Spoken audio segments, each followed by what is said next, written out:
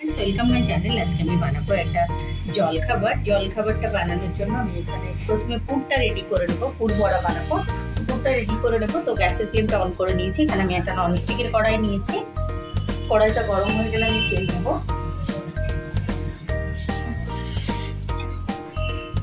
কড়াই গরম হয়ে গেলে আমি এখানে নিয়ে নিচ্ছি 1.5 টেবিল স্পুন সর্ষের তেল।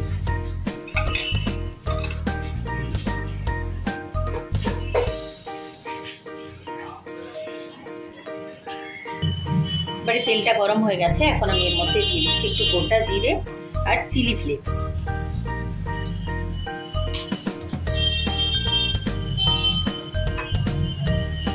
এইবারে চিলি ফ্লেক্সটা দেওয়ার পরে আমি দিয়ে দিচ্ছি কুচনো পেঁয়াজ।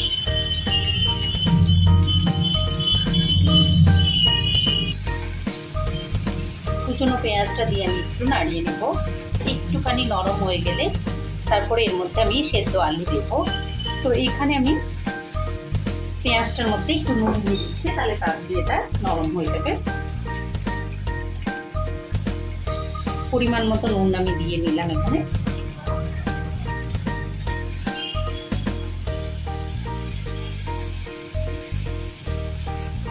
দিয়ে এটাকে একটু 2 মিনিট মতো আমি নাড়িয়ে নেব। পেঁয়াজটা একটুখানি ভাজা ভাজা হয়ে গেলে এখন আমি এর মধ্যে দিয়ে দেবো সেদ্ধ করে রাখা আলুগুলো।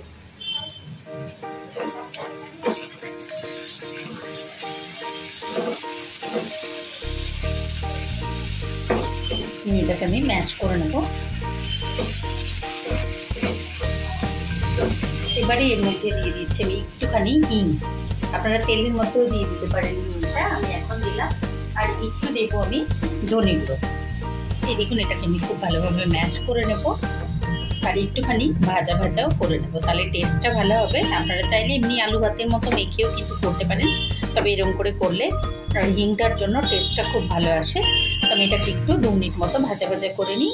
এই দেখুন 1.5 মিনিট মতো এটাকে ভেজে নিয়েছি। এখন আমি এর মধ্যে দিয়ে দিচ্ছি একটুখানি আমচুর পাউডার। অল্প একটু আমচুর পাউডার দিলাম আমি। দিয়ে এটাকে মিশিয়ে নেব খুব ভালোভাবে। গ্যাসের ফ্লেমটা একদম লো রেখেছি আমি। পুরটা রেডি হয়ে গেছে। আমি এবার গ্যাসের ফ্লেম অফ করে এটাকে রেখে দেবো ঠান্ডা হওয়ার জন্য। ঠান্ডা হতে দিয়েছি আমরা পুরটা রেডি করে নেওয়ার পরে।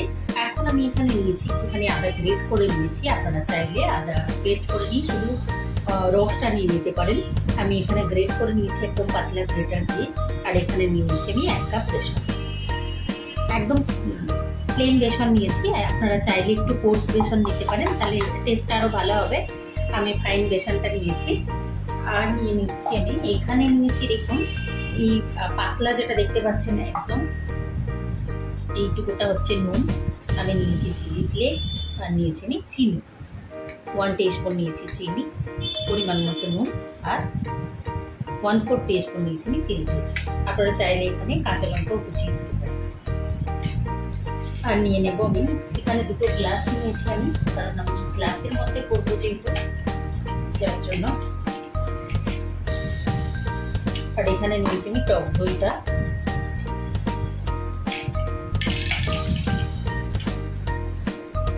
তো নিয়ে নিচ্ছি এখানে আমি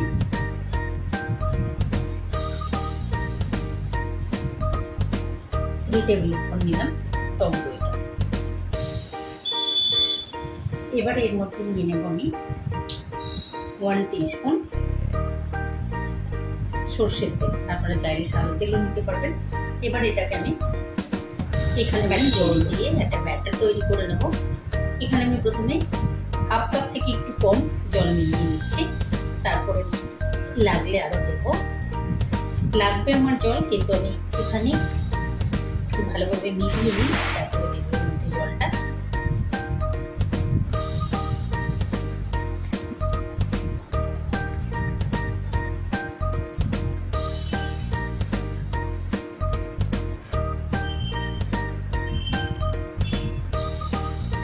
এই দেখুন আরো 2 টেবিল স্পুন মতো জল আমি এর মধ্যে অ্যাড করে দিচ্ছি। এখন আমি দেখে নেব ব্যাটারের ঘনত্বটা। নিয়ে এর মধ্যে আমি আরো 1 টিস্পুন মতো জল অ্যাড করব।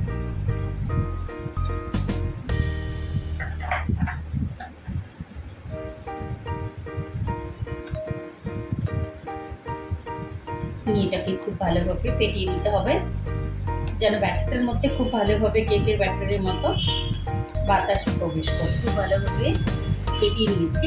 এখন আমি এর মধ্যে দিয়ে দিচ্ছি বেকিং সোডা।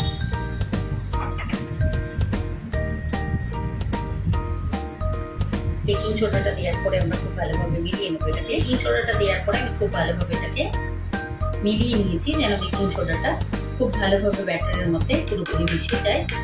এইবারে আমি এটাকে ছড়িয়ে নিচ্ছি। নিয়ে যে গ্লাস দুটো নিয়েছি, গ্লাসের মধ্যে আমি এখন ফয়েল ব্রাশ করে দেব।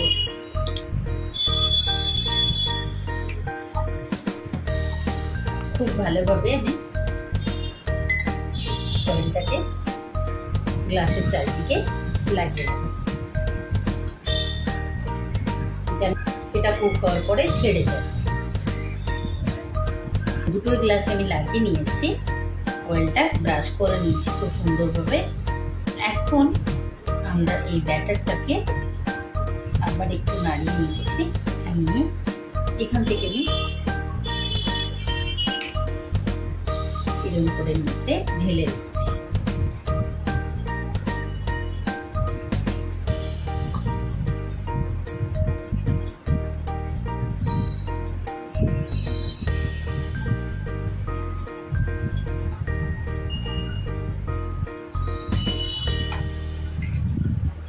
ঢেলে নিয়েছি আমি আধা গ্লাসের একটু বেশি করে।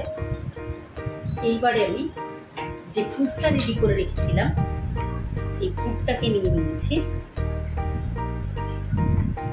পুরটাকে আমি এরকম করে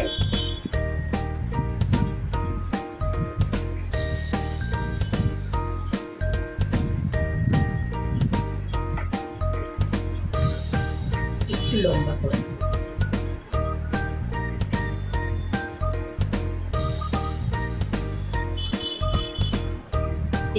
এবার এই গ্লাসের মধ্যে আমি এরকম করে রেখে দেবো। রেখে দিয়ে আমি গ্লাসের মধ্যে আরো একটু ব্যাটার ঢেলে দিচ্ছি। একটুখানি খালি রেখে ব্যাটারটা ঢালবো আমরা, কারণ ব্যাটারটা যেহেতু ফুলে যাবে। সেম আমরা এই গ্লাসটার মধ্যেও দিয়ে দেবো। এই দেখুন আরেকটা আমরা রেডি করে নিয়েছি। এটাকেও আমি সেম ভাবে এই গ্লাসের ভিতরে দিয়ে দেব। গ্লাসের ভিতরে রেখে দেওয়ার পরে আমি অবশিষ্ট ব্যাটারটা এর মধ্যে দিয়ে দিচ্ছি।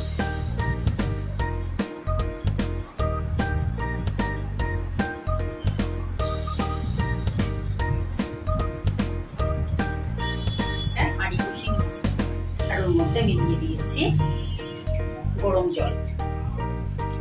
এইবার জলটা একটু গরম হয়ে গেলে আমি ওর মধ্যে গ্লাসগুলো বসিয়ে। এইবারে আমি জলটা যখন একটু গরম হয়ে গেছে, তখন এর মধ্যে আমি একটা স্ট্যান্ড বসিয়ে দিচ্ছি। এরকম স্ট্যান্ডটা দেওয়ার পেছনে কারণ হচ্ছে যে গ্লাসগুলো যেন না টলমল করে। যেটুকু বাটিতে অবশিষ্ট ব্যাটার লেগেছিল সেটাও আমি দিয়ে দিলাম এর মধ্যে। তবে আপনারা একটুখানি খালি করে দেবেন, ব্যাটারটা নষ্ট না হয় যেন, যার জন্য আমি দিয়ে দিয়েছি। একটু খালি করে দেবেন, কারণ এটা তো ফুলে উঠবে আবার। এইবার দিয়ে দেওয়ার পরে এটাকে আমি এখন একটা ঢাকা দিয়ে রেখে দেব। এই দেখুন 12 মিনিট রেখে দিয়েছিলাম আমরা। এখন যদি আমরা ঢাকাটা তুলে দেখাই তাহলে পুরো ব্যাপারটা মুখের উপর আসবে, যার জন্য আমি এখন গ্যাসের ফ্লেমটা অফ করে দিলাম। অফ করে দিয়ে এটাকে রেখে দেবো 10 মিনিট। এই দেখুন আমি রেখে দিয়েছিলাম, আধ ঘন্টার উপর হয়ে গেছে। আমি অ্যাকচুয়ালি ভুলে গেছিলাম যেটা বার করতে হবে। তো দেখুন একদম হয়ে গেছে। আমি এখন এগুলোকে বার করে হয়ে গেছে। এখন আমি গ্লাসগুলোকে ধরে এটা বার করে নেবো। বার করার আগে আমি একটুখানি এরকম করে নিচ্ছি, করে নিয়ে এটা চাকু ঢুকিয়ে নিচ্ছি হালকা হাতে।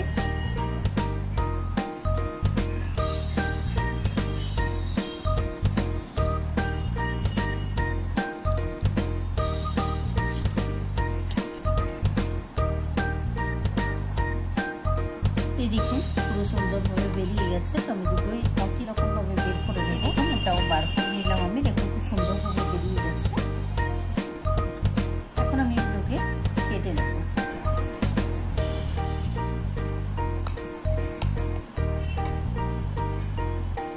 নিজেদের পছন্দ মতো না করে এরকম করে আমরা দেখুন আমি কেটে নিয়েছি। এখন আমি এরকম করে সাজিয়ে সার্ভ করে দেবো। আপনারা দেখলেন তো কত সুন্দর হয়েছে। এটা ধোকলা, ভেতরে পুর দিয়েছি আমি আলু, দেখতে খুব সুন্দর হয়েছে মিষ্টির মতো। তো আপনারা অবশ্যই ট্রাই করবেন, কমেন্ট করে আমাকে জানাবেন, লাইক করবেন, আমার চ্যানেলকে সাবস্ক্রাইব করবেন। Thank you.